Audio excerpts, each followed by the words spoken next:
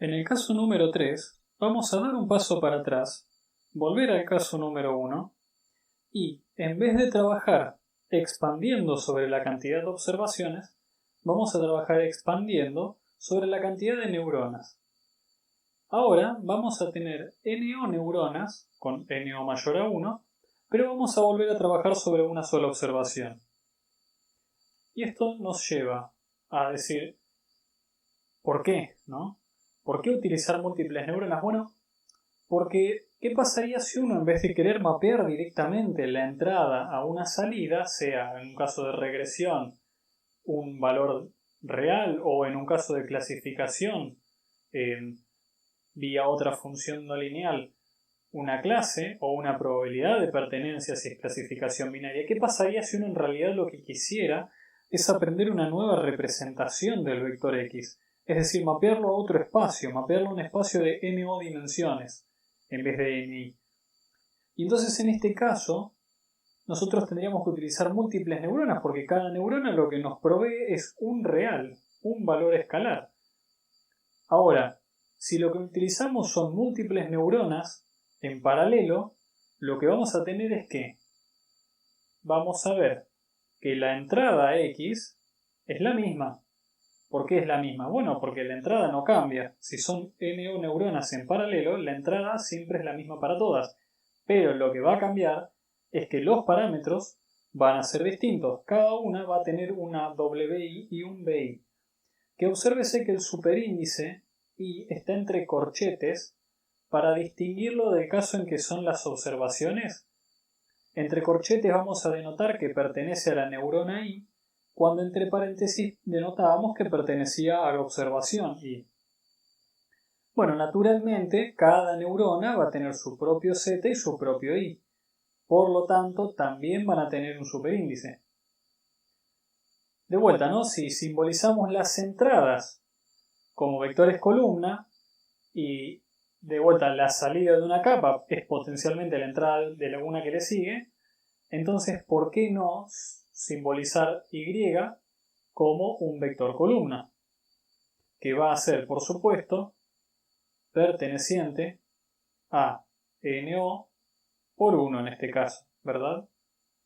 NO porque es la dimensión de salida, que es la cantidad de neuronas, y 1 porque es la cantidad de observaciones que va a haber en este caso. ¿Cómo vemos esto? Esto lo podemos visualizar de la siguiente manera. Lo podemos ver como que acá este vector es el vector x1 hasta xn. Acá pasa por el vector z, que es z1 hasta zno. Y acá tenemos el vector y, que es el vector i1 hasta ino. Una cuestión importante, tal vez no menor, es que ahora que estamos trabajando con vectores, a veces pasa de largo el hecho de que esta aplicación no lineal, de esta no linealidad, de esta g, uno la suele escribir así, como i igual a g de z, pero es importante que esta g se está aplicando elemento a elemento. ¿Sí? No hay una operación matricial o vectorial acá, sino que esta operación es elemento a elemento. Esto va a tener sus consecuencias ahora en 2 segundos. Pero básicamente lo importante es esto, ¿no? Salimos de X, vamos a múltiples neuronas vía sus parámetros y después hay una aplicación de G elemento a elemento del vector Z para llegar al vector Y de salida. Que de vuelta, ¿no? Una capa que siga lo va a ver a su vez como su propia X. ¿Cómo se vectoriza todo esto para el cálculo? Bueno, el cálculo de W, de Z, es exactamente el mismo que antes, es decir, W por X más B. Lo que va a ocurrir ahora es que antes si teníamos vectores W, que eran vectores fila, que eran de 1 por NI, ahora vamos a tener una matriz W que va a ser de NO por NI, pero que la podemos ver como un vector columna de NO elementos, donde cada uno de esos elementos a su vez es un vector fila de 1 por ni. De la misma manera, ahora B pasa a ser un vector de dimensionalidad n0, donde cada uno de sus elementos es un escalar. Aplicando un poco de operaciones de matrices, vemos que cuando multiplicamos w por x y después le sumamos este vector b, llegamos, vía la propiedad que habíamos visto en el video 2, muy rápidamente a que cada una de estas filas pasa a ser un escalar y es la cuenta de cada una de las neuronas en paralelo, llevándonos al vector z, lo que es de vuelta el vector columna de cada uno de los resultados de cada una de las neuronas. Si uno de eso le aplica a la G, llega a la I. De vuelta, ¿no? Elemento a elemento. ¿Cómo cambian ahora las dimensiones? Bueno, NI, X vuelve a ser un vector de dimensión NI. Cambian estos dos parámetros, ahora pasan a incorporar NO filas. Z pasa a ser un vector columna de NO filas, por la misma razón, y pasa a ser otro vector también columna de NO filas. Y luego, claro, como I pasa a ser un vector, DI también lo va a ser. Va a ser el vector de la derivada del costo respecto de cada una de las salidas de cada una de las neuronas. Luego, multiplicando, este es el producto elemento a elemento, si uno multiplica cada uno de estos por cada uno de estos, a lo que llega es a dz. ¿Sí? DI, recordemos que es DI para la neurona 1 hasta DI para la neurona NO. Y G' de Z, de vuelta, ¿no? Aplicada elemento a elemento, no es otra cosa que G' de Z1 hasta G' de ZN0. Si uno hace el producto elemento a elemento de estos dos, lo que obtenemos es dz. Pero como ahora lo que nos corresponde es calcular dB, vamos a ello. A ver, ¿cómo queda? dB es igual a dB1 hasta dB NO. Pero cada uno de estos, nosotros sabemos del caso 1 que es igual a dz. Un momento entonces. Nos están diciendo que este es un vector columna y que tiene dz en cada uno de los elementos. Ok, fácil entonces. Esto es dz. Que si chequeamos las dimensiones, esto pertenece por supuesto a RNO.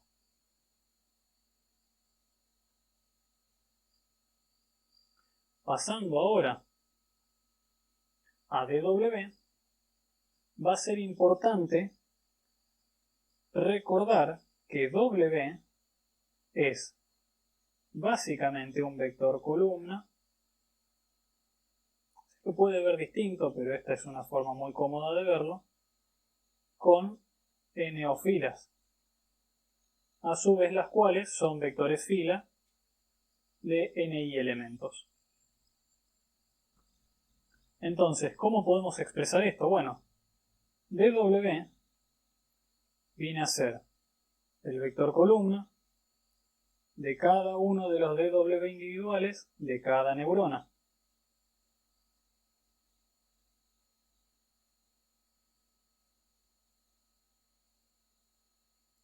Ahora, del caso 1, también sabemos que el DW no es otra cosa que dz por W traspuesta, por X traspuesta, perdón.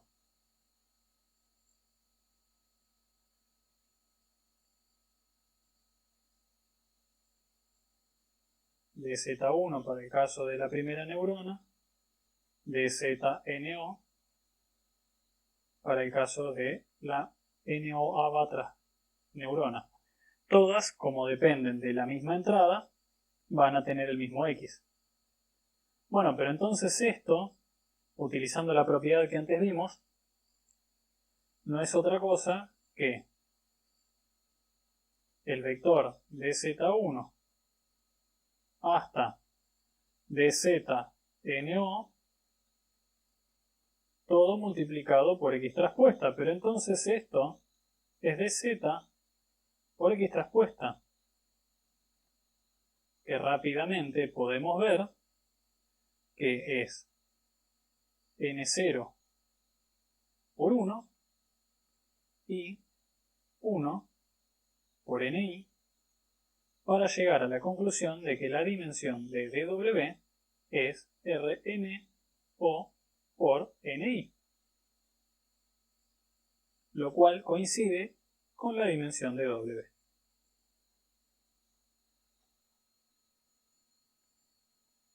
Por último, vamos a considerar el caso de x. Este va a ser un poco más complicado, de la misma manera que dw fue un poco más complicado para el caso de n observaciones. Vamos a tomar un approach un poco más profundo para w. Vamos a verlo ahora bien como una matriz. De vuelta, ¿no? Recordando lo que nos pasó con el caso de dw en el caso 2, ¿no? Si uno observa la matriz w, uno tiene que en el primer elemento de todos es el primer peso de la primera neurona. En el último de la primera columna tiene el primer peso de la NOA neurona.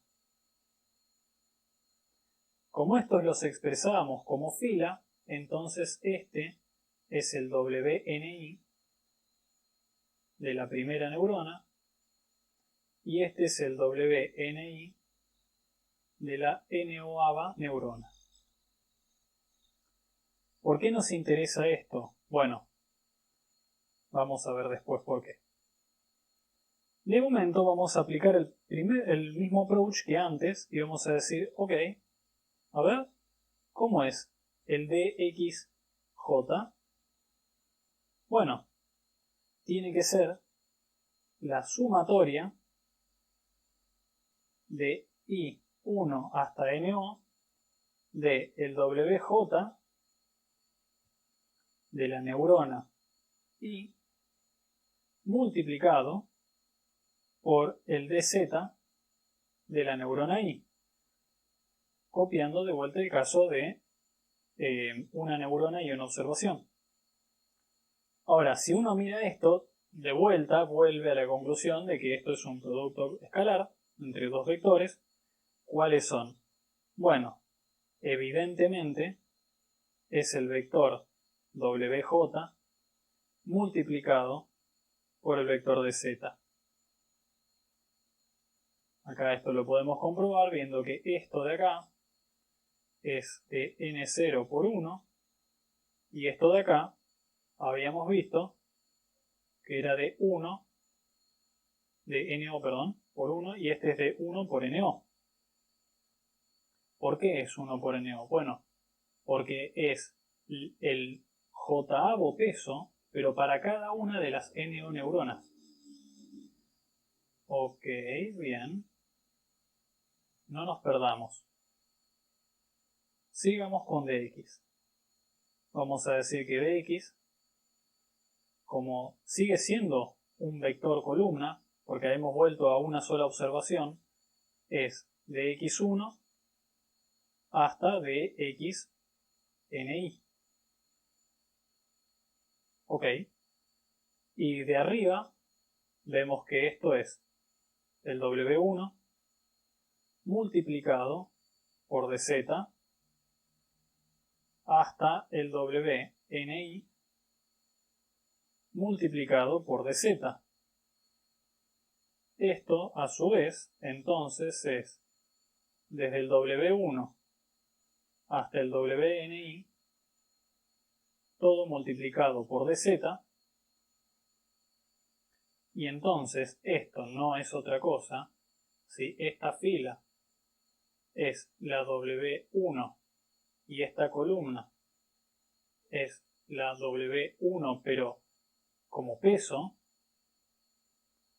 entonces esto de acá evidentemente es W traspuesta por dz.